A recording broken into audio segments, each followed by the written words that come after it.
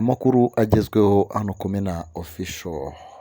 Ishimwe Vestina uririmbana na Dorcas yasezeranye n'umusore wo muri Burkina Faso. Ishimwe Vestina usanzwe aririmbana indirimbo zo kuramya no guhimbaza Imana na murumuna we Dorcas yasezeranye mu mategeko n'umukunzi we mu muhango wabereye mu murenge wa Kinyinya ni mu karere ka Gasabo.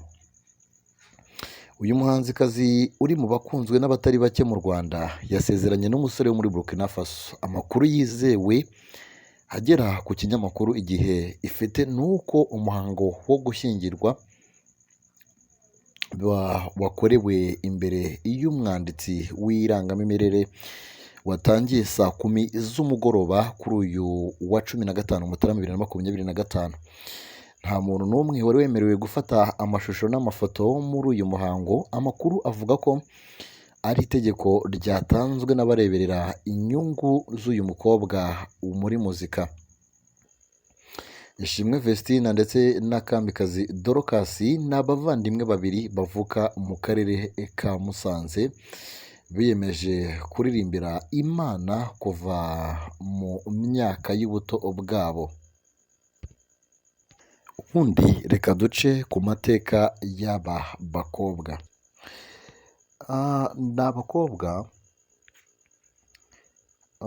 bavukana bamamaye mu ndirimbo zisingiza Imana zirimo Iriba, Simpagarara, Adonayi, Inema, Ihema, Umutaka, Ibuye, Nzakomora, Nahawe Ijambo, Ku Musaraba, Sibayari, Isaha ndetse n'izindi. Ni itsinda rikunzwe cyane mu muziki wa gospel, rikaba rigizwe na Ishimwe Vestina ndetse na Dorcas Kamikazi. Ni abavandimwe babiri bavuka mu karere ka Musanze biyemeje kuririmbira Imana mu myaka y'ubuto bwabo. Ishimwe Vestina Tarisi yavutse tariki ya 2 Gashyantare 2004, akaba aherutse gusoza amashuri yisumbuye, mu gihe Kamikazi Dorcas we yavutse ku wa 28 Kamena 2006. Bombi bavuka kuri Uzamukunda Elizabeth ndetse na Nizeyimana Mazimaka. Bavuka ari abana 6 mu rugo iwabo, harimo abakobwa 4 n'abahungu 2 baririmba. Ubundi ubusanzwe bakaba baririmba muri Goshen Choir yahariye i Musanze.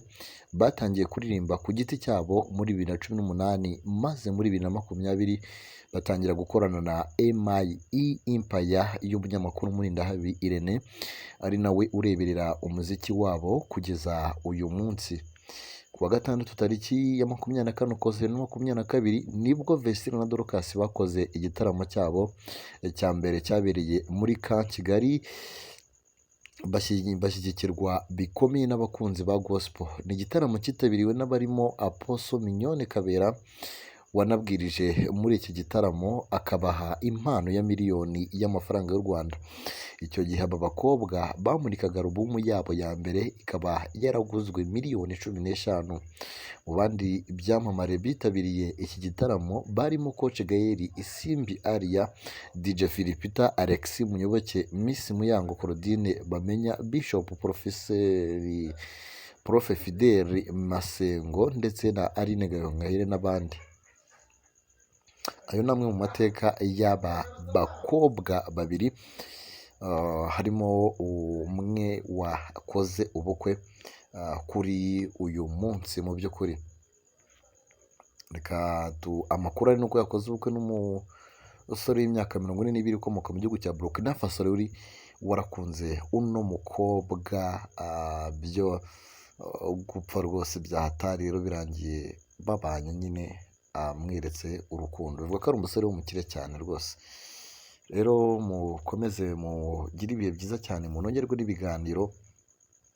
Hano Imena Official ikomeje kugenda ibagezaho nanga yari agezweho kano kanya hano mu Rwanda, cyane ko ari abasitari bazwi cyane, bafite izina riremereye cyane ahangaha. Rero ndagira ngo mbasabe mukande subscribe, mukande na like, koko nimwishimiye ko uno mukobwa wacu akoze umurenge, akoze umurenge n'uwo bakundana. So ubwo rero mukomeze mugire ibihe byiza cyane. Bye bye.